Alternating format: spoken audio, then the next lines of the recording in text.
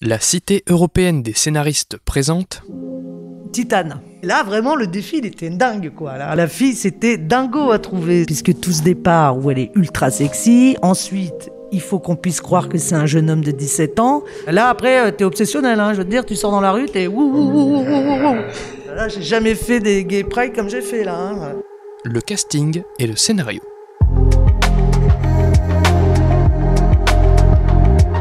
Salut, c'est Baptiste Rambaud. Un dimanche sur 4, j'ai le plaisir de discuter avec ceux pour qui le scénario est un outil de travail. Qu'ils soient techniciens ou employés de bureau, qu'ils interviennent en pré-prod, en prod ou en post-prod, à chaque métier son rapport particulier au texte. En fait, ça arrive assez souvent qu'un acteur ou une actrice s'impose dans un rôle, c'est-à-dire que tout d'un coup, il donne corps à un personnage et qui soit finalement assez éloigné du personnage écrit, du personnage de papier. Donc, il faut s'adapter à lui, en fait. Leur métier, trouver, choisir et convaincre les comédiens et comédiennes. Dans ce 8e numéro de l'émission, la parole est aux directeurs et directrices de casting, aussi appelés responsables de la distribution artistique. Quel est leur rapport au scénario ? À eux 5, mes invités du jour ont notamment officié sur Les Crevettes Pailletées, Mérine, L'Arnaqueur, Titane, Les Olympiades, les films de Céline Sciamma ou encore les séries Mafiosa et Working Girls. Je les laisse se présenter et vous souhaite une bonne écoute en leur compagnie. Cette émission a été enregistrée en novembre 2021. Alors bonjour, moi je m'appelle Soon Lan, on m'appelle Soon. J'ai été assistante de casting de 2007 à 2013. Je suis directrice de casting depuis 2013 donc, et le dernier projet que j'ai fait, c'est une série Arte réalisée par Erwan Leduc qui s'appelle Sous contrôle. Voilà. Merci. Ensuite ? Je m'appelle Tatiana Vial, je fais du casting depuis, je ne sais plus. Le dernier projet, c'est un film de Nicolas Siol qui avait fait Corporate. C'est un film qui s'appelle Anti-Squat. Très bien, merci. Ensuite ? Bonjour, moi Christelle Barra, comme Tatiana, j'en fais depuis pouf. Les derniers projets sur lesquels on est en train de travailler, vous voulez dire Oui, ou ceux qui viennent de sortir, ou je sais pas. Ceux qui sont en salle, les Olympiades d'Audiard, Titane, beaucoup de choses. Merci. Ensuite ? Bonjour, moi je m'appelle Laurent Courreau, je suis directeur de casting depuis un peu moins qu'elle, mais pas loin. Les derniers projets sur Canal+, il y a VTC, et puis qui va sortir le 5 janvier, Bojangles. Ok, merci. Et enfin ? Eh bien bonjour, je m'appelle Coralie Amédéo. Je suis directrice de casting depuis aussi assez longtemps maintenant. Personne ne donne de date ici, voilà. C'est marrant. Et alors les derniers, s'il y en a un qui est sorti, c'est Barbac de Fabrice Eboué, qui ne sont pas encore sortis car en attente dans le long tunnel des sorties, il y a le film de Stéphane Brisé, Un autre monde, et le film d'Alain Guiraudy, Viens je t'emmène. Voilà. Ok, ma première question c'est, votre rapport au scénario finalement c'est quoi ? Comment vous le définiriez en quelques mots ? C'est la Bible, quoi. Hein. On part de ce récit et de la description de personnages, et c'est ce qui nous emmène dans la réflexion, dans la recherche, dans les discussions, surtout avec l'auteur, d'être ok avec lui sur les sensations que doivent révéler ces personnages quand il sera question de les mettre sur un plateau, de les filmer. Enfin, bien se définir ça, je pense. Vraiment de la sensation qu'on doit avoir. Une Bible pour les autres aussi, c'est le terme que vous mettriez derrière pour... Ouais, c'est la base, c'est la base du travail, quoi. Je trouve qu'un scénario, c'est un objet un peu transitoire. Enfin, c'est quelque chose qui est destiné, au bout du compte, à être jeté. Je veux dire, même les scénarios qui sont édités, ils sont généralement réécrits après le film. Donc, oui, c'est important.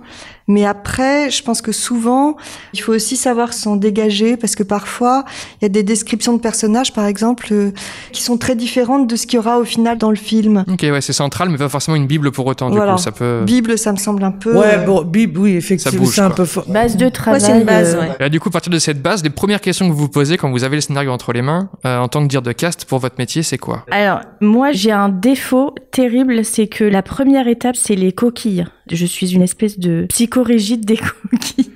Repérer les fautes. Non, mais ça, non, mais c'est un peu pour rigoler aussi que je dis ça. Mais par contre, pour ma part, c'est la première lecture du personnage. Mais je suis d'accord avec Tatiana, c'est vraiment une base.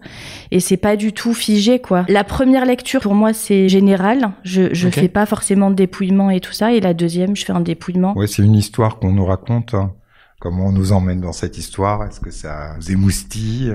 Est-ce qu'on voit déjà des personnages se dessiner? Il y a des intuitions, il y a des évidences parfois, mais souvent ça va pas sans une discussion avec le réalisateur. Ça peut prendre 10 directions différentes, quoi. Ce qui m'arrive beaucoup, moi, c'est de parler de ce qui est pas écrit, quoi, de ce qui est entre les lignes. Souvent, on arrive nous à une version. Des fois, on est à la première, mais parfois on est à la 3e, 4e. Donc, il s'est passé des choses déjà dans la vie de cette histoire. Et il y a des tas de choses, alors qui paraissent évidentes. C'est vrai au départ, peut-être trop parfois. Il faut aller ailleurs. Faut ouvrir d'autres portes. Oui, après, la première question, pour être pragmatique, c'est quand même sur les personnages principaux, savoir quel type de production c'est. Est-ce que les producteurs veulent forcément des noms ou pas? Enfin, ça arrive très vite. Connaître le marché dans lequel le film s'inscrit. Et allons dedans. Quelles sont vos étapes de travail avec ce scénario? Une fois que vous l'avez entre les mains, vous parlez de discuter avec le producteur, le réalisateur. Quelles sont un peu les grandes étapes? Les premiers rôles, ça c'est sûr. D'abord les premiers rôles? Ça définit tellement de choses, comme dit Tatiana, d'un point de vue financier. Et ça nous met à niveau. Donc, on doit faire évoluer la recherche. Parfois, sentir qu'il va falloir aller dehors parce que on n'a pas en magasin. Souvent, les petits, ça nous fait sortir. Ou des choses très spécifiques. Quelquefois, on sait pas où ça va bloquer, d'ailleurs, sur quel personnage. Des fois, c'est la grosse surprise. Et des fois, c'est dans l'écriture où ça pêche, où il y a un fantasme, là, qui trouve pas de résonance dans la réalité, C'est vrai. Oui, je suis hyper d'accord avec ça. Enfin, moi, j'ai un exemple très récent où on avait vraiment du mal à trouver un acteur pour un rôle. Et en fait, c'est vraiment parce que le rôle n'allait pas. C'est qu'il y avait un manque de cohérence totale dans le personnage et ça a vraiment mis ça à jour, c'est-à-dire qu'on avait beau faire des listes, etc., on n'avait pas du tout d'évidence, d'envie. C'était un personnage qui tenait pas debout. C'est un personnage qui pouvait pas exister. Alors bien sûr que c'est multiple un personnage, mais ça marchait pas dans ses intentions. Il était paradoxal. En même temps, c'est super intéressant les personnages paradoxaux, et en fait, le personnage a été réécrit. Vous avez d'autres exemples comme ça de personnages que vous avez pas réussi à caster parce bien sûr, oui, on en a tous, je pense. De typologie de personnages, quand vous les lisez, vous savez que ça va être dur à caster pour telle ou telle raison. Mais c'est dans un tout. Il y a pas une typologie de personnage qui marche pas. C'est parce que dans la cohérence du reste, en fait. C'est par rapport à l'histoire, en fait, d'un seul coup, soit le personnage n'a pas une importance assez grande par rapport aux envies de réalisateurs et de producteurs. En tout cas, il y a un équilibre qui ne se fait pas. Et c'est pour ça qu'on a du mal à les trouver. On a beau les chercher dans tous les sens.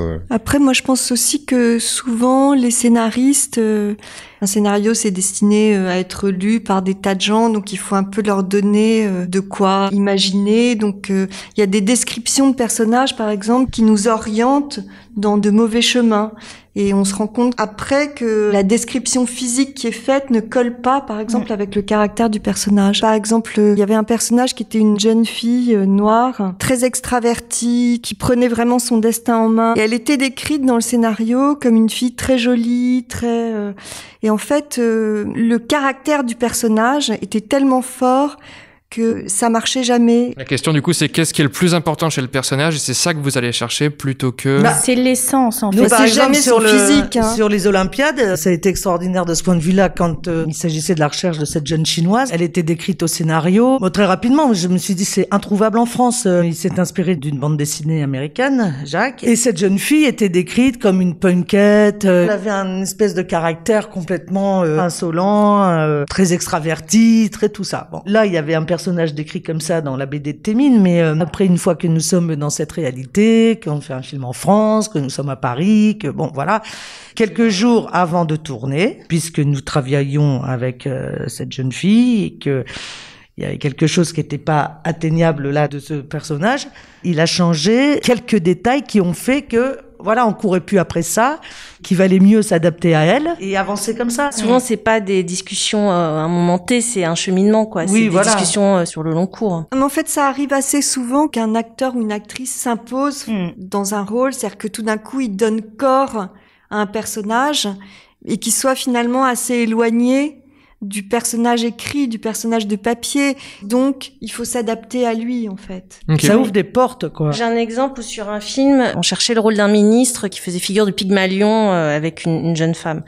Et l'idée de l'homme, à chaque fois, mettait ça dans une idée un peu vieillissante de la politique. Enfin, c'était toujours en plus un peu ambigu sur est-ce qu'il n'y a pas un sous-texte de séduction. Et on tournait en rond, on trouvait pas. Et à un moment donné, je sais pas pourquoi, je dis mais tiens, pourquoi est-ce que ce serait pas une femme ? Et tout s'est ouvert, quoi. Tout d'un coup, tous les problèmes qu'on avait sur ce personnage masculin, disparaissait, quoi. Ah, intéressant comme cas de figure. Et ça m'est arrivé aussi sur une autre série où on cherchait un garçon pour un rôle, ça allait pas. C'était pour jouer le meilleur ami de Benjamin Voisin c'est pour Alain Tasmin. Pareil, à un moment donné, on a changé le sexe du personnage et le rôle est devenu super alors qu'à la base, il était un peu quelconque, quoi. J'ai fait un casting où on cherchait vraiment un jeune homme très jeune et qu'on ait envie de protéger. Et au final, on a choisi quelqu'un de beaucoup plus fort et qui finalement protège le personnage. Parce que tout d'un coup, la réalisatrice s'est dit, mais c'est plus intéressant. Parfois, c'est en voyant des gens qui sont un peu loin du personnage de départ et on se dit, mais c'est plus intéressant comme ça. Bien sûr. C'est souvent comme ça, en fait. Ouais. C'est parce que c'est un chemin, le casting. Donc, on part de la base, mais c'est hyper interactif avec les auteurs et les réalisateurs ou réalisatrices. Parce que eux se rendent compte aussi parfois que ce qu'ils ont écrit marche pas, ou même au niveau des dialogues, que en faisant les essais, on se rend compte qu'il y a des dialogues qui sont pas du tout possibles et ils réécrivent à ce moment-là. Alors ça, on s'en rend compte immédiatement. Ouais. Ça. Ouais. Mais un scénario, je sais pas si vous le ressentez comme ça. Moi, il y a de description physique, mais on se porte. Ouais. Ça enferme beaucoup trop. On les lit plus même, enfin. Ouais. Non. Ouais. Même sur l'âge. Hein. Ouais. Même sur l'âge. Bien sûr. Mais parce qu'aussi, parfois, eux s'enferment dans une idée cristallisée, quoi, complètement fantasmée.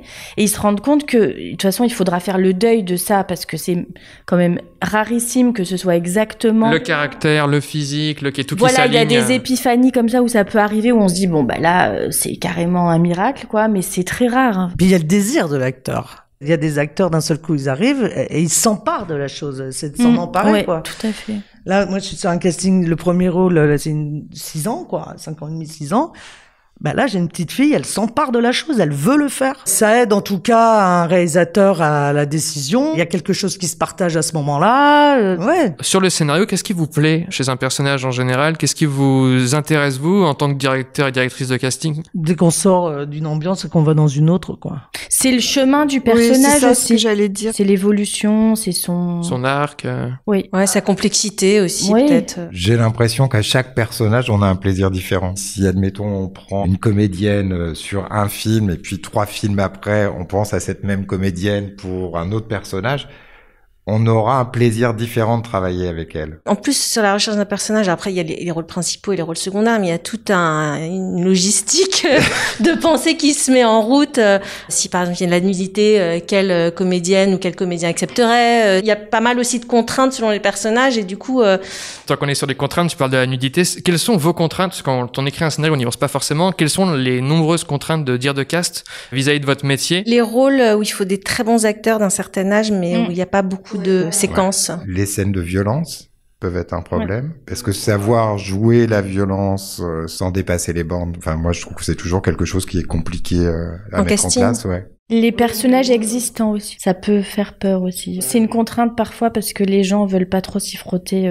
Qui existe, hein, parce que qui a existé et qui n'est plus de ce monde, souvent, au contraire, c'est un atout. Enfin, ça donne envie en général d'incarner une figure, mais qui existe encore, ça c'est un peu plus problématique.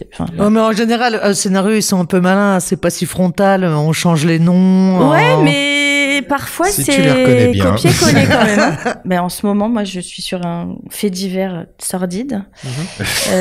C'est quoi? D'aval. Ah, tu fais d'aval? Ouais. Trop bien. Pour le casting, ça doit être quelque chose. Voilà. On a eu beaucoup de refus, et ce que je comprends complètement. Hein. Ouais. Moi-même, je me suis posé la question d'accepter ou pas. Et puis c'est tout frais, et puis ça peut vite tomber dans le voyeurie. Enfin, voilà. Moi, je l'ai clairement fait pour le réalisateur que j'aime bien, mais j'ai hésité moi-même à y aller. Okay. Mais le scénario était pour le coup hyper bien écrit. Ou les rôles de personnages où tu sais d'entrée qu'il faut que tu ailles dehors. Ça, c'est très dur. Je viens d'en faire un. De trouver le profil avec la dose d'accent, avec la dose de français, avec le physique, avec la psychologie, d'emmener dans cet exercice, tout ça, quoi. Ce qui me vient tout de suite, c'est ce que disait Coralie, c'est-à-dire tous les personnages qui sont extrêmement importants pour l'histoire, mais qui ont des tout petits rôles et qui ont un certain âge, et donc on sait que le directeur de production va pas vouloir les payer beaucoup parce que ils sont tout en bas de la liste et que c'est des rôles pour lesquels il n'a pas mis un budget. Et qu'en même temps, il vous faut des grands acteurs. En même temps, il faut des bons acteurs, et des acteurs surtout s'ils ont 50, 60 ans, avec une vraie carrière derrière eux, donc auquel on va pas pouvoir proposer un cachet ridicule. Enfin voilà, ça pour moi c'est vraiment. Après, si on veut parler du scénario et pour revenir à ce que disait Christelle, il y a aussi les personnages qui font partie d'une certaine communauté et qui transgressent, par exemple, les règles de leur communauté. Ça, c'est souvent compliqué, quoi. Il y a des choses à l'écriture, d'ailleurs, on a des réflexes de ce point de vue-là, de dire ça va être... Je parle des personnages qui demandent à ce qu'on sorte, comme dit Christelle, c'est-à-dire que ils n'existent pas dans les acteurs. Donc, on va devoir aller chercher des gens qui ne sont pas acteurs et les convaincre. Non, mais il faut y croire soi-même. Si toi, t'as pas ta croyance, tu peux pas le faire. Hein. Moi, c'est pour ça que je refuse certaines choses. Quand je sens que je vais pas avoir cette croyance-là. Et ce que disait Tatiana, c'est si on demande à quelqu'un d'une ethnie particulière de jouer quelque chose où il peut se mettre en danger par rapport à son ethnie, il y a aussi une responsabilité de tout ça. Enfin, il y a... Bah ouais, moi j'ai un grand souvenir avec la Squale. Ça a été une aventure incroyable de casting. On racontait l'histoire des viols collectifs. Ah oui. Il y avait beaucoup de discussions à avoir, sentir qui est en face de toi, est-ce que tu vas pouvoir parler jusqu'au bout de tout ça, est-ce que tu vas faire des essais avec lui, est-ce que, comme tu disais tout à l'heure, le dosage de la violence, voir, il y a un tas de choses que quelqu'un qui même n'a jamais fait ça, on le sent très vite, avec qui on peut aller plus loin, c'est compliqué ça.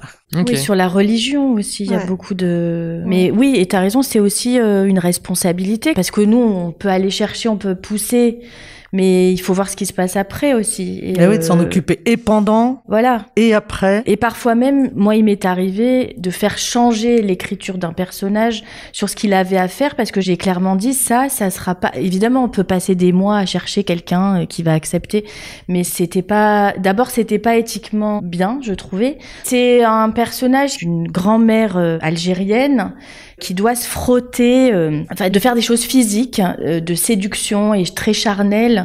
On sait que ça peut être très compliqué, pas pour toutes les comédiennes, mais voilà.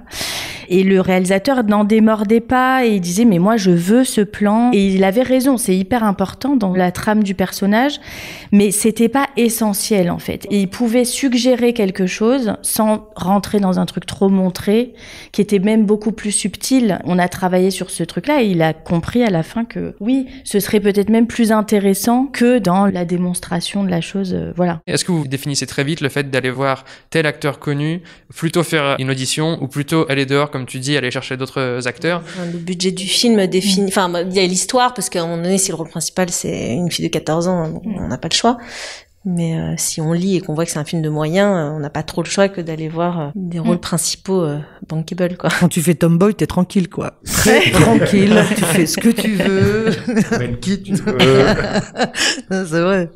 Est-ce qu'il y a des types de personnages que vous retrouvez dans les scénarios et que les acteurs ont beaucoup plus ou beaucoup moins envie d'incarner, et pour quelles raisons? Là, bon, on en parlait l'autre jour avec Soun, il y a des comédiennes à certains âges qui n'ont pas envie de jouer les mères ou les grands-mères. Ah, ça, sur les âges, il y a beaucoup de choses à dire. Hein. Franchement, quand on fait des couples, c'est incroyable. Ça, c'est terrible. Les hommes peuvent être vieux et les femmes n'ont pas le droit d'avoir 50 ans au cinéma et d'avoir... Pour nous, tous les rôles de 50 ans, ils sont écrits pour des mecs. Hein. Et donc, à chaque fois, on dit « Non, mais si on mettait une femme à la place ?» Pourquoi un avocat? Oui, ou est-ce qu'on peut mettre des couples du même âge, par exemple? Voilà.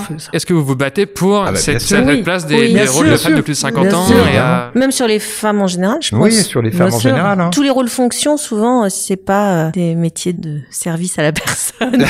Les trois quarts du temps, oui, quand tu as des juges ou des avocats ou des notaires, ou tu auras toujours des hommes, c'est à nous de le faire. Hein. Ouais. C'est comme mettre des acteurs arabes, des acteurs noirs, c'est à nous de le faire à un moment. Tu n'es jamais écrit. Comme c'est pas écrit, c'est vous au casting de faire attention, de suggérer des comédiens. Bien sûr, c'est à nous de le faire. Parfois même, on peut avoir comme réflexion. Moi, je sais que ça m'est arrivé. Mais qu'est-ce que tu veux raconter en mettant un acteur noir? Bah, rien. Enfin, la vie, je sais pas, je vis dans une ville comme Paris. Pareil, quand si vous dites que vous voulez plutôt un rôle de femme pour une avocate, vous avez des fois des réticences en face où on vous dit, bah non. Il faut avoir la bonne proposition à ce moment-là, dire voilà, paf. Et c'est là qu'on peut convaincre. Les choses sont pas dites, mais enfin, on a bien compris que tout le monde était blanc et c'était des hommes, et bien sûr. Enfin, ça change, hein, quand même. Hein. Oui, même bien sûr, mais il y a 25 ans, on y arrive. Je me souviens d'une discussion sur un homme qui était mélomane, qui allait s'acheter une sono très chère, et j'avais mis cet acteur noir. Ouais. Il peut avoir de l'argent, être mélomane, écouter Beethoven. J'étais très contente de ça. Il a dit OK tout de suite. Après, malheureusement, parfois le casting sert aussi à certains producteurs ou particulièrement à la télé à lisser des aspérités de scénario. Par exemple, moi, j'avais fait un truc pour la télé où il y avait un personnage féminin qui avait, 38 ans. Et dans le scénario, elle vivait avec quelqu'un qui était beaucoup plus jeune qu'elle. Genre 25 ans. Et quand j'ai commencé à faire des propositions, ils ont dit « Ah non, mais c'est pas possible, ça marche pas du tout, on n'y croira pas, il faut le vieillir, etc. » Et finalement, ça a été un acteur qui avait 33 ans, donc ils avaient 4 ans de différence. J'ai assisté Tatiana pendant 6 ans, et on avait un projet pour la télé, ça date, mais il y avait un personnage principal féminin qui devait faire des choses... Voilà. C'était une banquière qui détournait de l'argent. Mais pour le bien de sa famille. Le réalisateur avait l'idée d'une comédienne noire, et la chaîne n'a jamais voulu. En disant, alors, on peut pas mettre un personnage noir. Ce serait stigmatisant. Dans un rôle. On n'en est pas encore tout à fait sorti de ça. Non. Est-ce que ce cas de figure vous arrive aussi souvent que le scénario en lui-même ait une diversité de personnages mais que ça se retrouve pas à l'écran? C'est un truc qui vous... Moi, personnellement, ça m'est jamais arrivé. Non, mais de plus en plus dans le scénario, ils font attention justement de ne pas trop caractériser, en tout cas en diversité. Enfin, moi j'ai eu récemment le cas d'un scénario où ils mettaient, en plus ils mettaient black, ce qu'il ne faut pas faire. Donc ils mettaient jeune femme black. La nana est juge, machin. Je leur dis mais pourquoi vous mettez black en fait? Alors oui, si vous voulez, on cherchera bien sûr une femme noire. Mais... Donc ils l'ont enlevé. Mais ça, il faut faire attention parce que c'est dans un sens comme dans un autre. Oui, c'est-à-dire absolument. que c'est tout à fait contre-productif d'aller trop dans le, comme tu dis, le polissage des Bien choses sûr. et il faut plus poser la question en fait. Enfin, il faut que l'histoire soit bonne aussi parce que souvent on patauge dans la semoule parce que c'est moyen. Oui, et puis aussi, il y a une réalité qui est que autant maintenant dans les jeunes comédiens noirs, arabes, etc., il y en a plein. Mais par exemple, si on passe dans la génération des 50-60 ans, il y en a beaucoup moins. Ouais. Moi aussi, sur un truc à la télé, d'un coup, il y avait une ministre noire d'une 60aine d'années, donc... Et là, tu dois aller dehors. C'est le genre de truc, faut parce qu'il y a pas tenter. d'offre. Ouais, c'est sûr. Ouais. C'est quoi vos techniques du coup quand vous allez dehors? Il y a beaucoup Instagram maintenant, quand même. Les réseaux sociaux, ça permet de voir un peu des choses, mais après, l'idée d'aller dehors, c'est de rencontrer des gens. Ouais. Ouais. Ouais, mais Facebook et Instagram, ils te permettent quand même de réunir la matière et ensuite d'y aller. Alors Moins que... partir sans savoir où vous allez. Christelle, elle y va en direct, elle. Mais c'est pas ça, ça dépend. Bon, moi, j'ai aucun réseau social, d'accord. Bah, je sais qu'il y a plein de monde qui est comme moi. Bon, après, je travaille avec des jeunes femmes qui vont. Oui, non, mais je parlais quand tu cherches des communautés particulières, pas forcément... Ah ouais, mais il faut que tu rentres dedans, là. Il y a rien à faire. Et à un moment, tu auras toujours des gens qui s'en foutent du téléphone, d'Instagram, de tout ci, de tout ça. Alors, la femme que j'ai trouvée, elle a rien de tout ça. Bon. Bah après, il y a de la collaboration avec les pays étrangers aussi. Enfin, ça dépend des recherches. Vous demandez à d'autres personnes de chercher pour vous, de dire de cases dans d'autres pays, de vous trouver des profils ou... Soit on collabore avec d'autres gens, soit on fait le travail nous-mêmes, mais en demandant aux agents des pays concernés. Les noms, ok. Je suis dans un truc comme ça, là, où je dois superviser là, un casting qui se fait à Kiev. Ouais. C'est pas facile, hein. C'est des homologues, hein. Ils sont au même casting. Bon, t'es frustré parce que tu vois pas assez ce que tu veux voir, donc il faut expliquer, essaye ça. En même temps, on sait combien c'est difficile. Bah, de toute façon, on a ça aussi avec les castings région. Quand les films se tournent en région, il y a une part du casting qui est délocalisée. Pour le financement dans la région. Mais souvent, il faut qu'on prenne des gens, comme tu dis, pour les financements des commissions. Il faut des quotas de gens basés sur la région et tout. Donc. Je pensais pas que les acteurs aussi rentraient en compte. Je pensais que Oui, c'était oui, que pour la si, post-prod. Les directeurs de casting et les acteurs. Parce qu'il y a des régions où vous savez que vous galérerez plus à trouver tel ou tel rôle et des choses comme ça. Ça, c'est une contrainte qu'on n'avait pas abordée. Il y a des cas de figure qui vous viennent. Dans le Nord, il y a des acteurs formidables. Voilà, on n'a aucun problème. Ouais. Pour moi, c'est de la région où c'est le plus simple. Le sud, sud-ouest, on trouve. On trouve. Oui, Enfin, sud, après, tout dépend un peu ce que tu cherches. Lyon, il y en a quand même Bah, beaucoup quand il y a des scènes nationales, maintenant. ça aide Mais quand même. bon. Quand il y a une culture de théâtre, ça va. Mais Oui, dès qu'on non, mais sort de ça- le Nord, moi aussi, je suis d'accord. C'est des questions très pratiques. C'est vrai que quand on habite à Lille, on vient à Paris en 1 heure.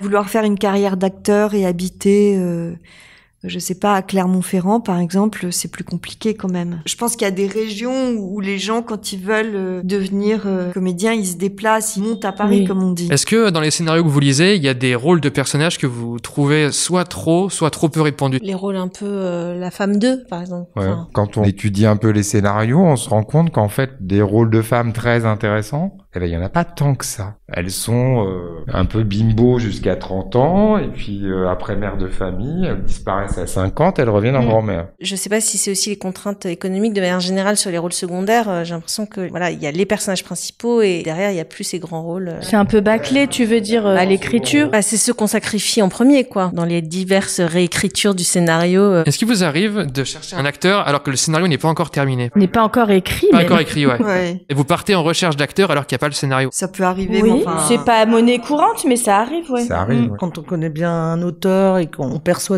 oui, on peut mettre en route certaines choses, sentir où est-ce qu'on pourrait aller. Et du coup, l'écriture, elle suit votre choix de casting ou de... Après, c'est pas très fréquent non plus, mais oui, ça peut orienter les personnages, oui, ça peut arriver. Voilà, moi j'ai ça en ce moment, tiré d'un bouquin, donc ils m'ont dit, lis le bouquin. Donc, pour Jonathan, t'as lu le livre? Pour l'adaptation de Celle qu'on appelle, de Tanguy Viel. Il y a un sujet aussi sur les contre-emplois. Est-ce que vous avez une logique vis-à-vis de ça? Parce que quand vous lisez un scénario, vous vous dites, ah, ce serait super tel acteur pour un contre-emploi. Quel est votre rapport aussi à ça? Quand est-ce que vous allez proposer des choix vraiment contre-intuitifs de casting? Je comprends pas cette expression, moi, déjà contre-emploi, je trouve ça dingue de dire ça. On parle des acteurs, c'est parce qu'on les a casés quelque part. Son emploi, c'est acteur, donc...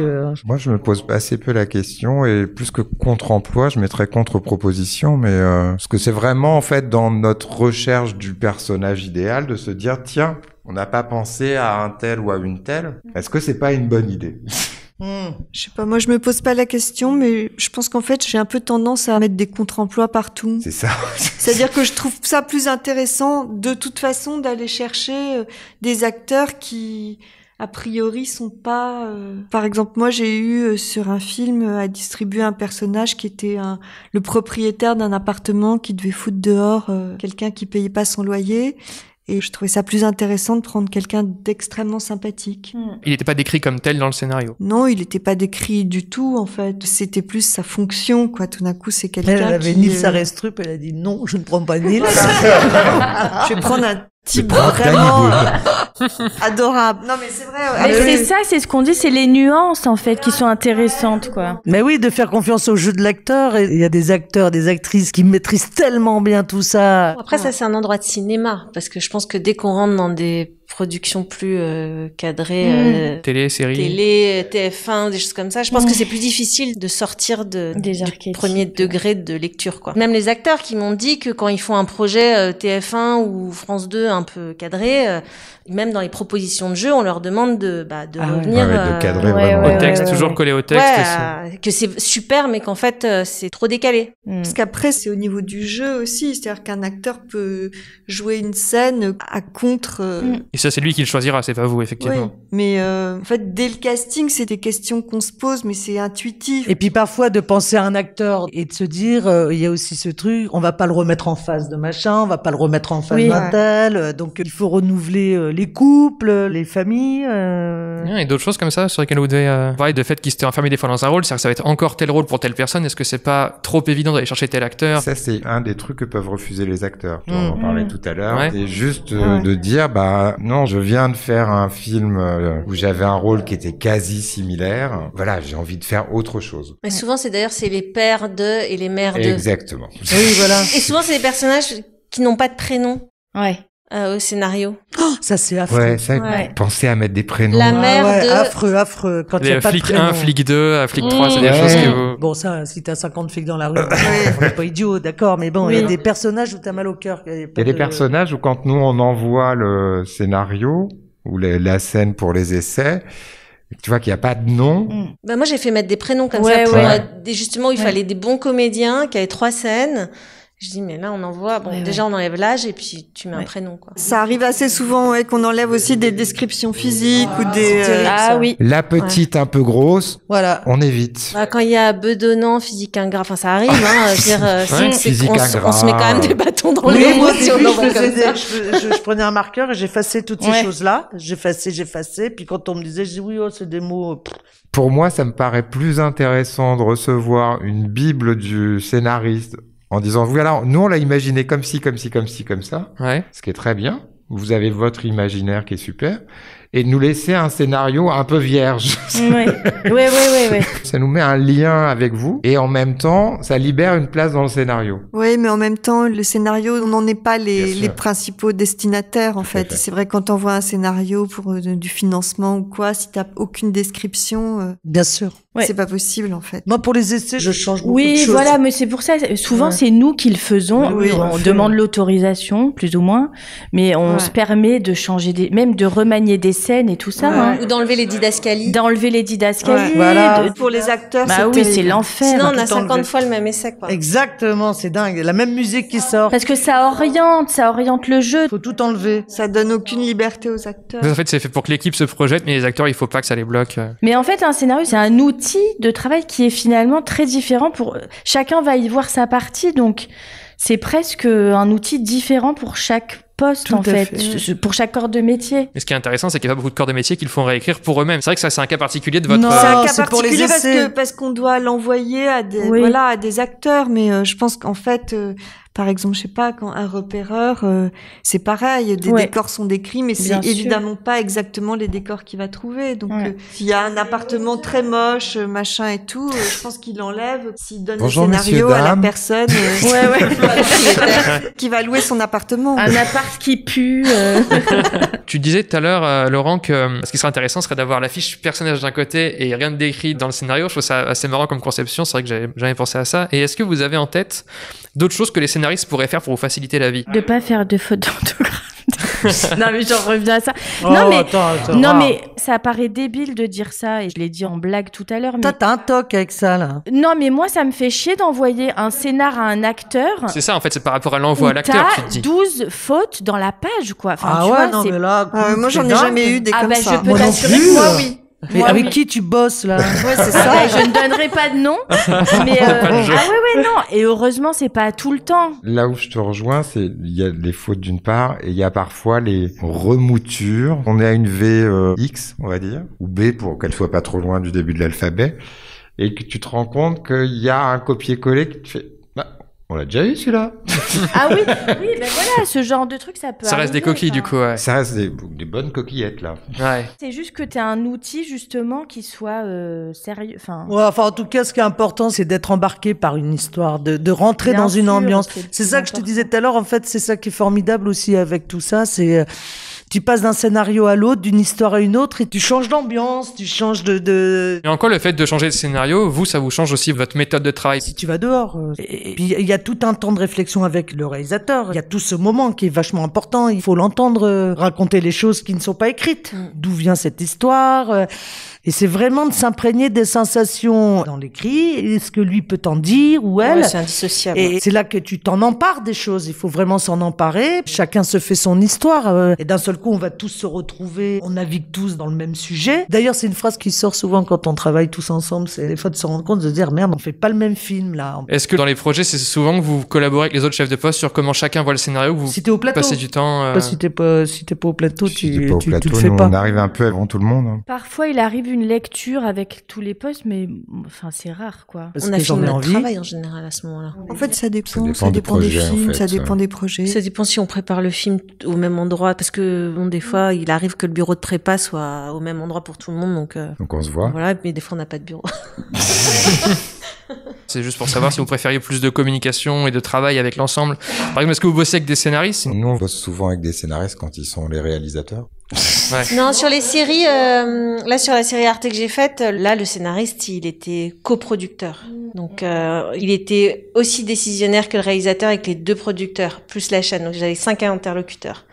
Ah ouais, là, ce qui est compliqué, c'est quand il y a une divergence de vision d'un personnage. Alors là, c'est l'enfer. Ah bah ouais, plus il y a de gens, plus il y a de points de vue. Et quelle est la nature de vos échanges du coup avec eux? On s'engueule. Non, mais ça dépend. Sur ça les dépend séries, de la personne. ça peut arriver sur les séries. Quand on a besoin de savoir, justement, pour les premiers rôles, bah, déjà savoir qui est récurrent, qui meurt, qui continue, enfin bon, ce genre de choses. Parfois, il y a que le scénariste qui a la réponse parce que, bon, bah, il y a qu'un épisode écrit, 2 épisodes. Tatiana, pareil, tu discutes régulièrement avec des... Moi, je me rends compte que je fais beaucoup de films d'auteur. Mais c'est ça. Ouais. Des fois. Et tu parlais tout à l'heure, Tatiana, d'une fois où tu as casté un personnage et que ça lui a donné une couleur d'un personnage sympathique, donc quelque part, tu as eu un impact sur le personnage en lui-même en choisissant le casting. Est-ce que tous, ça vous revient des fois où vous avez eu un impact sur l'histoire l'histoire, sur la narration, dans votre choix de personnage? Mais déjà, tu dois potentialiser les choses avec ta recherche. Ton personnage, il t'a pas fait retomber la sauce. Au contraire, je pense à elle parce qu'elle est assez puissante. Mais par exemple, une gosse comme Adèle, elle t'emmène, quoi. Elle t'emmène, ça potentialise les choses, quoi. Je me permets d'intervenir pour vous préciser que Christelle fait ici référence à l'actrice Adèle Haenel, qu'elle a castée pour le premier film de Céline Sciamma, La naissance des pieuvres. Il y a des personnages, une fois qu'on les a castés, et il y a du texte qui va arriver en plus parce que d'un seul coup, ils vont prendre une importance plus forte parce que d'un seul coup, le réalisateur ou la réalisatrice se dit non mais j'ai tellement envie de le filmer, de la filmer, il faut qu'on lui rajoute des trucs, quoi. Moi, j'ai un exemple récent, c'est je travaille avec Hélène Angèle sur un unitaire télé.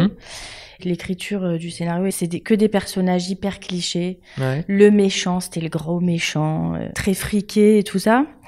Et il s'est trouvé que justement, nous, on a essayé d'aller pas dans les poncifs, de pas y aller trop dans les clichés. Et le personnage, du coup, du gros méchant devient presque comique.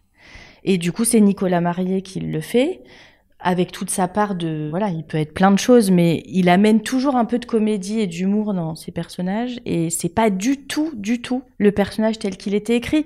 Et ça a été une discussion d'ailleurs avec l'auteur, parce que... Et du coup, l'auteur derrière a réécrit... C'est la réalisatrice qui a réécrit. Voilà. Ok. D'autres cas qui vous viennent comme ça? Non, mais le changement de sexe d'un personnage... Moi, je me souviens sur Ne le dis à personne, où en fait, la méchante qu'on voit dans le film qui s'est tuée en 2 coups de doigt...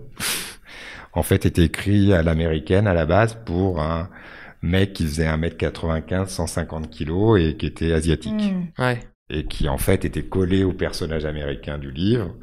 Et en discutant avec Guillaume, j'ai dit d'abord on va galérer pour en trouver un comme ça. Et puis, je pense que c'est peut-être plus intéressant, puisqu'on identifie Paris, de mettre quelqu'un de différent. Et pourquoi pas une femme? C'est qui, déjà? Michaela Fischer. Après, moi, je pense que c'est ça notre métier. Toujours, je veux dire, c'est trouver qui va donner vie à des personnages. Et donc, nos idées et les choix qui en découlent, forcément, amènent le scénario dans une direction qui n'est pas là au départ. C'est vrai que si on fait chacun le casting d'un même scénario, ça sera 5 fois différent, quoi. Et Ou pas, enfin, il y aura... Sur les personnages principaux, en fonction du budget qu'on nous donne, si on a un gros budget, on va tomber à peu près sur les mêmes.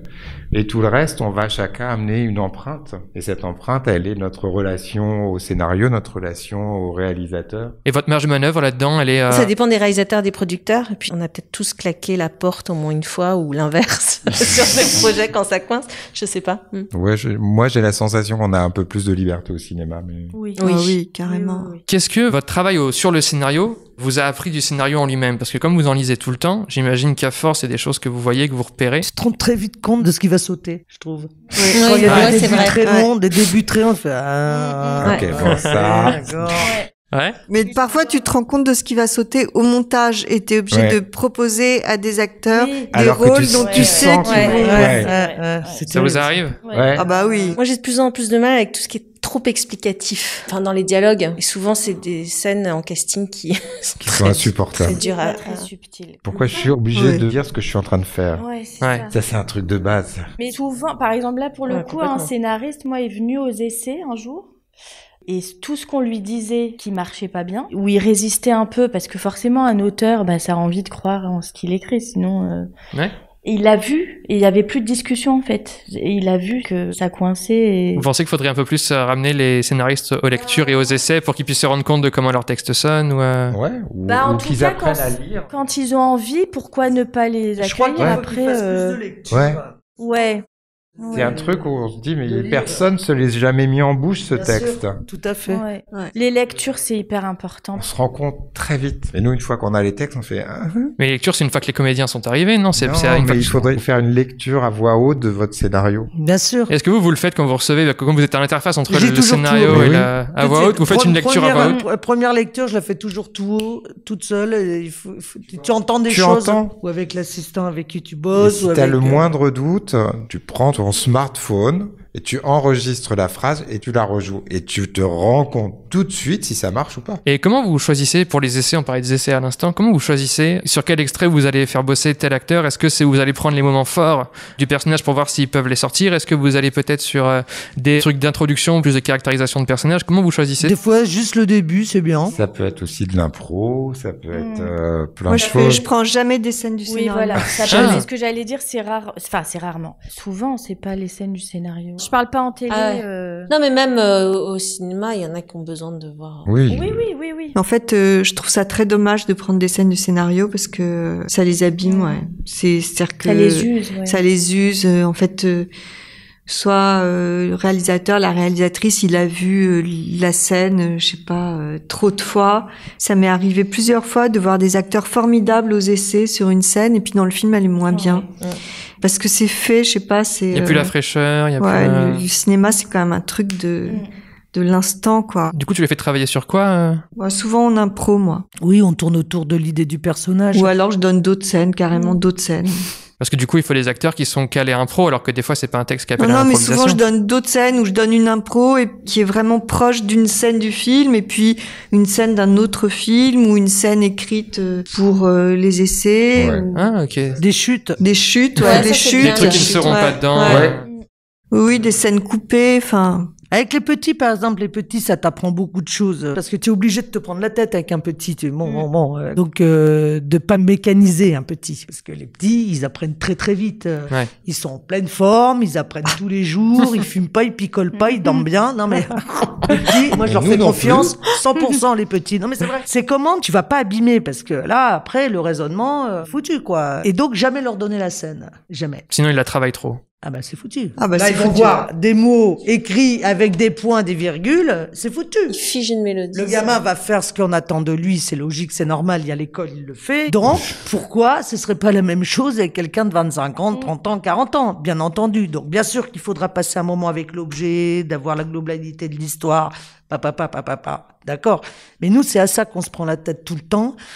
Comment faire pour avoir de quelqu'un, son jeu, quoi. Quand les gens arrivent ultra stressés parce que justement on leur a donné une scène à apprendre, ils arrivent, c'est la merde et tout ça. Donc moins t'en donnes, mieux tu te portes, plus ça reste ouvert. D'ailleurs, spontanément, il y a des acteurs qui font ça, qui lisent pas et qui recopient juste les dialogues, tu sais, sans virgule, sans point, et ils en font ce qu'ils veulent. Parce que, typiquement, si y a un dialogue avec 3 phrases où à chaque fois c'est à la ligne, et ben, franchement, quand même, il y a 8 acteurs sur 10 qui vont jouer à la ligne. Bah ils vont jouer la pause, ils vont jouer la virgule, ils vont jouer. Je me souviens à Jacques Doyon, c'était que des suites dialoguées. C'est très très bien. Ça. La ponctuation, c'est terrible, la ponctuation. Une catastrophe. Mais c'est marrant parce que... Une catastrophe. Il y a une époque où c'était à l'inverse, il fallait suivre le texte à la lettre, il y avait un côté très classique, un rapport au texte où il fallait, le dialogue était sacré, donc s'il y a une pause, on la respecte, s'il y a un truc. Et aujourd'hui, vous diriez qu'on n'est plus du tout là-dedans et qu'il y a un côté où il faut vraiment chercher à... Moi, je suis pas tout à fait d'accord. Je pense que le dialogue, en tout cas, quand on nous demande pendant des essais de respecter le dialogue, c'est que c'est un vrai choix et que l'acteur doit être aussi capable de suivre le dialogue à la lettre. Oui, mais comment tu l'emmènes dans l'ambiance? Oui, parce que en comédie, il y a une musique, par exemple, il y a une musique des dialogues en comédie qui est importante aussi. Il y a des choses comme ça. Mais tu crois que Jean Renoir, par exemple, dans la règle du jeu, tu crois qu'il bosse comme ça? Moi, je pense pas. Hein. Je suis d'accord avec toi, mais il y a moi, j'ai quelques réalisateurs, réalisatrices avec lesquels j'ai travaillé qui écrivent leurs scénarios et pour qui c'est très important de respecter leur écriture. Mais bien sûr, il y en a. Ce qu'on dit, c'est pas forcément au tournage, c'est aussi dans les essais. Après, dans les essais. Il faut qu'on soit vigilant à ne pas dénaturer. Mais bon, parfois, on n'a pas le choix si on te demande à la virgule. C'est un dilemme au final. D'époque ou tout, avec une certaine façon de parler, tu peux pas déroger à ça. Ouais. Peut-être que tu bosses sur une typologie de projet qui cherche plus le côté naturaliste, et peut-être qu'il y a d'autres typologies de projets qui sont moins là-dedans. Je sais pas, quand on parlait de la comédie, par exemple. Mais ça dépend les scènes dans lesquelles on est. Si t'es dans un commissariat de police et qu'il y a un flic qui, voilà.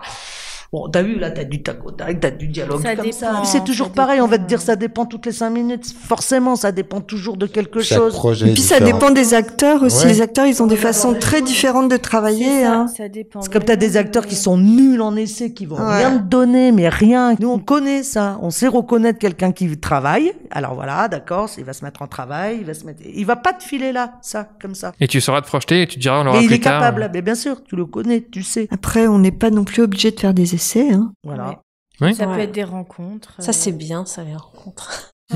Moi, j'ai fait plusieurs films sans faire aucun essai, mais même avec des rôles importants et des jeunes acteurs.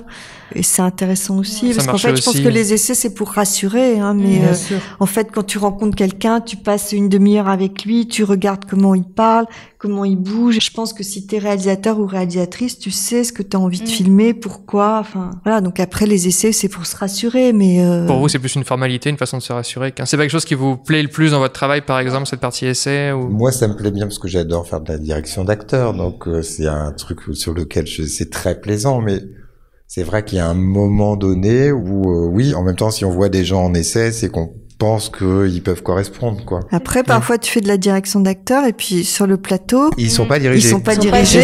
C'est terrible. C'est pour ça que j'aime bien travailler en impro parce qu'au moins, ils sont ce qu'ils sont. Ça fait partie de notre travail, de savoir comment ils vont pouvoir s'inscrire dans le travail avec un réalisateur ou une réalisatrice. Et parfois, ça marche pas. Hein. Oui, et tu sais pas pourquoi. Alors, tu as fait le casting, tout a avancé, tout va bien. Et d'un seul coup, poum, quelques jours avant de tourner, t'as le réalisateur qui va dire, il n'y arrive pas. J'arrive pas à obtenir ça d'elle, ça ne se lit pas, on ne le voit pas, je ne comprends pas, ça ne marche pas. Et alors là, c'est le mystère. Est-ce que vous venez à l'aide des fois du coup pour trouver la clé, trouver comment co-diriger non, tu parles pas co-diriger pour trouver un autre acteur, oui, c'est pour ça qu'il t'appelle. Hein. C'est assez rare, mais oui, ça arrive. Mais parfois c'est trop tard parce que si c'est sur le plateau, il y a aussi toute la configuration du tournage qui parfois peut être stressant. En fait, c'est de l'humain. On travaille qu'avec l'humain, donc l'humain, c'est changeant en permanence. Ça arrive d'ailleurs que des acteurs soient choisis sur des essais qui sont pas des bons essais, mais parce que nous, on sait il y a quelque chose qui apparaît chez eux qui est vraiment intéressant par rapport au personnage. La personnalité. Et à côté, vous aurez vu un acteur qui aurait été très scolaire, mais qui aurait fait une super essai, mais vous vous dites qu'il ira pas au-delà. C'est un peu ça. Tout à l'heure, on a rapidement abordé la question. Je voudrais savoir, est-ce que le scénario influence votre volonté de vous engager sur un projet? Est-ce que quand vous lisez un projet, c'est pas le cas pour tout le monde, c'est pas. Est-ce que c'est par rapport à votre métier en particulier, c'est-à-dire par rapport au votre travail de casting que vous aurez? Est-ce que c'est par rapport au fait que le scénario vous plaise? Est-ce que c'est par rapport à des raisons politiques, techniques? Tout, parce qu'à un moment il va falloir que tu parles, tu as un porte-parole là. Et si tu n'as pas la croyance dans une histoire, ou si tu es pas en accord avec ce que tu lis, et si t'as pas envie d'en parler, parce qu'après tu passes ta journée à parler de ça, donc t'as intérêt à avoir, tu vois, le feu sacré quand même. Pour le vendre du coup derrière, enfin c'est pour aller chercher les acteurs pour leur vendre. Il faut y croire. Faut y croire parce que sinon c'est horrible, enfin ça devient vraiment pénible. Mais tous les métiers n'ont pas le luxe. Par le storyboarder qui me disait qu'ils n'ont pas toujours le luxe de choisir les scénarios sur lesquels ils travaillent. Les HMC par exemple, il y en a une qui me disait que si elle s'éclate niveau maquillage, elle est contente même si le scénario n'est pas bon. Nous, c'est pas les canapés, c'est pas les rideaux, on n'est pas électro. Eux, ils s'en foutent un peu les électros, par exemple. Non, et puis on travaille toute la journée avec le scénario, donc travailler toute la journée avec un truc qu'on n'aime pas. Non, c'est essentiel. Et puis il faut que ça ait du sens. Enfin, je dis pas qu'il faut que tout ait un sens à chaque fois dans ce qu'on choisit, mais quand même, ça peut pas être contre nos valeurs, ça peut pas être contre. Enfin, moi, je sais que ça m'est arrivé là récemment de recevoir un scénario de quelqu'un que j'aime beaucoup, et le scénario m'est tombé des mains. Et c'était horrible. Heureusement, la personne a eu la bonne idée de pas me l'envoyer en direct, mais de le faire passer par un ami qu'on a en commun. Du coup, t'as dit que tu l'as pas dit. J'ai fait, tu te démerdes comme tu veux. C'est aussi notre rapport avec les agents, c'est-à-dire que on va appeler les agents, on va leur dire, bah voilà, je vais t'envoyer ce scénario qui est formidable, on pense à un tel, etc. Si on trouve le scénario nul, on peut pas le faire. Non. Mais est-ce qu'à côté de ça, des fois, c'est pas aussi par rapport à des défis de casting, vous dites, tiens, là, ça va être un travail différent, du coup, j'y vais pour telle raison. Regarde, Titane. Ouais. Je le lis, bon, l'histoire, ok. Mais là, vraiment, le défi, il était dingue, quoi. Ouais. La fille, c'était dingo à trouver. Bon, j'ai pensé qu'à ça puisque tout ce départ où elle est ultra sexy. Ensuite, il faut qu'on puisse croire que c'est un jeune homme de 17 ans. Donc, c'était ce début, tu vois. Ce début, à chaque fois, je revenais à ça, je me dis, merde, c'est vrai, au début, tac, on voit ça, c'est vendu. Bon, c'était un super défi, cette histoire-là. Parce que là, après, t'es obsessionnel, hein. Je veux te dire, tu sors dans la rue, t'es Là, j'ai jamais fait des gay pride comme j'ai fait, là, hein. Au milieu de la rue, il y en a pas un qui passait pas dans mon radar. Moi, j'avais cherché le jeune homme de Welcome, le jeune Kurde. Ouais. Quand tu le trouves, t'es content. Quand tu le trouves, t'es content, ouais. Ouais. C'était long? Ouais, c'était très très long, ouais. Après, parfois, ça a l'air très compliqué et puis ça se résout très vite. D'ailleurs, je sais pas au bout de combien de temps tu l'as trouvé, Agathe Roussel. On les trouve assez rapidement. Mais c'est vrai. Ils peuvent pas croire que ce soit... Donc t'es obligé de continuer. Mais c'est parce que nous, on fait ça tout le temps. Ouais. Donc il y a un moment, il y a des choses que tu reconnais. Je peux même pas te l'expliquer. On peut pas expliquer ça. Il y a que... Mais on le fait. Quand je te dis que tu prends la température du territoire, on me dit mais elle est folle. Mais je te jure, c'est vrai. Quand tu fais une recherche très comme ça, là, très ciblée. En 3 semaines, t'as fait le tour du territoire. Même francophone, t'as fait la Suisse, t'as fait la Belgique. Mais tu peux pas aller plus vite que le cheminement du réalisateur dans son... Et puis ton propre cheminement aussi. Mais t'as des certitudes quand même, à un moment, t'en as. Mais vous avez aussi le cas inverse. Des fois, les personnages vous disent que bon, ça va être facile à trouver, et puis en fait, pas du tout. Oui, c'est vrai. Tu sais jamais seulement lequel. Comme disait Christelle, il y a toujours souvent un qui va arriver, tu sais pas où il est placé. Sur lequel ça coince. Voilà, moi j'en ai un là sur un film. J'aurais jamais cru que sur ce personnage ça allait bloquer, mais je sais pourquoi ça bloque. Parce qu'il bloque sur une idée qui n'est pas bonne. Et du coup, ça embarque le perso sur quelque chose qui devient ridicule. Et du coup, il y a une deuxième partie de ce personnage qui est pas jouable. C'est une histoire d'accent Maroc. Et d'un seul coup, quand ce personnage est profond et passe à autre chose, cette affaire d'accent te flingue tout. Comme c'est compliqué de faire venir du Maroc pour ces rôles-là, enfin bon bref, tout un beans. Et du coup, voilà, ça fait 5 mois, 6 mois qu'on bloque sur ce perso. Mais je sais pourquoi on bloque. Là, c'est une question un peu plus ludique, un peu plus théorique. Ça donnerait quoi un scénario pensé par des dires de cast? Que des femmes. Par exemple. Non, mais ça, j'ai déjà pensé. Hein. Alors, que des femmes de tous ces âges qu'on ne voit plus. Ouais. Parfois, j'ai l'idée de reprendre des scènes de films cultes où il y a que des mecs, tu vois, les années 50-60, et mettre que des femmes. Dans la même scène. Je me fais les castings tout le temps de ça. Ouais, ça m'amuserait bien ça. D'autres choses comme ça? Moi, ça serait pas de dialogue, je crois. Bah, les pauvres acteurs, qu'est-ce qu'ils auront à dire après? Ils auront à jouer. Mais tu es fada là, rien toi, pas de dialogue. Ça veut pas dire pas de choses à dire, mais pas de rédaction de dialogue. Ok. Voilà, ça serait des dialogues indirects. Impro. Faut que tu travailles avec Guillaume Sénès. Il travaille comme ça. Ah oui. Ouais. Par contre, ça n'empêche pas des choses très précises. Par exemple, des informations. Il entre dans la pièce et il dit voilà. Moi, j'aime beaucoup travailler comme ça parce que ça permet un naturel qui est inégalable en fait. Si vous aviez un message à faire passer aux scénaristes là maintenant, ce serait quoi? Lisez vos scénarios à voix haute. Ouais, je pense que c'est un bon message ça. Voilà, pas trop de description physique. Pas trop de didascalie de jeu. Voilà. Écrivez des belles histoires, des belles histoires. Oui, avec que des personnages qui ne soient pas stéréotypés. Oui, pas de personnages fonction. Enfin, après, il y a des personnages qui sont fonction, évidemment, mais qu'ils existent, quoi. Oui, c'est ça. Ça fait vraiment mal au ventre, ça. Mais ça, ouais, c'est un truc. Et puis, c'est vraiment difficile à distribuer, quoi. Enfin, les personnages le médecin, le commissaire, le machin, ouais, quand c'est des tellement collé à des images stéréotypées. Enfin, il y a pas l'idée, quoi. Il pêche beaucoup, c'est sur les idées de métier dans les films. Ok. Et enfin, donc, la dernière question, c'est quels sont les films ou les séries qui vous viennent où vous avez été le plus étonné par le casting? Vous avez dit ça, c'est des choix de casting incroyables. Bah, la Troisième Guerre, là. Vachement bien comme idée. Avec Léla Becti, Anthony Bajon et Karim Leclou. Formidable ce trio. Alors moi j'aime beaucoup les séries anglaises. Ouais. Il y a toujours des personnages truculents qui sont hyper... Oui, mais et du coup qui sont incarnés par des sublimes comédiens. Oui, mais aussi parce qu'ils n'ont pas peur des stéréotypes aussi. Oui, c'est encore Baptiste. Coralie s'est emmêlé les pinceaux durant l'enregistrement. En fait, elle voulait justement dire à l'inverse que les Anglais ne sont pas dans le stéréotype. Voilà, on y retourne. Ils ouvrent beaucoup plus qu'en France. Regarde la télé en France. Sex Education qui est super. T'as vu les persos là? Happy Day, c'est super. Mais on en a pas des comme ça. Dans Succession, il y a des personnages incroyables et qui sont incarnés par des acteurs qui sont assez loin finalement de ce qu'on pourrait imaginer. Exactement. Et ça, c'est vraiment intéressant. Après, moi, je déteste ce genre de questions parce qu'il y a tellement, il y en a tellement. Non, mais typiquement dans les Olympiades, Lucie Zhang, elle est géniale. Ouais. Quoi. Il fallait la trouver, ouais. Elle dit beaucoup quand elle est elle me fait rire. Alors je ne ressemble pas du tout. Oui, bah oui. Elle s'est approprié le rôle, quoi. Oui, elle l'a cherché, quoi. Elle a fait un vrai boulot d'actrice. Oui, bah moi j'aime bien ça. J'aime bien les mélanges. J'aime pas du tout les cases. Donc il peut y avoir des maladresses et tout ça, mais j'adore les castings qui sont complètement ouverts, des mélanges. Ah, tu veux dire que il faut pas forcément mettre des homos là où on attend les homos, où on attend les noirs là, où on attend... Mais c'est surtout les familles d'acteurs. Les familles d'acteurs, plutôt, ce que je veux dire. C'est terrible, c'est un film avec que des anciens du conservatoire, et là, t'es sûr que ça joue sur des rails, quoi. Oui. Et quand il y a quelqu'un qui vient déstabiliser un peu le truc, c'est toujours intéressant. Voilà. C'est ça. Moi, je dirais ça, c'est pas un film en particulier, mais c'est quand il n'y a pas de cases et quand chacun vient d'une école différente et d'une. Merci à tous les 5 d'avoir répondu à mes questions. Merci beaucoup, Mathis. Et bonne continuation, du coup. Merci, toi aussi. Le casting et le scénario, c'est terminé. Merci encore à Christelle, Tatiana, Laurent, Soun et Coralie pour leur participation. Et bien sûr, merci à vous pour votre écoute. Abonnez-vous au podcast pour ne manquer aucun épisode, partagez-le autour de vous s'il vous a plu, et pour le soutenir, je vous invite à laisser 5 étoiles et un commentaire sur Apple Podcast s'il vous plaît. Et le scénario est une émission proposée et montée par moi-même qui vous donne rendez-vous dans 4 semaines pour le prochain numéro.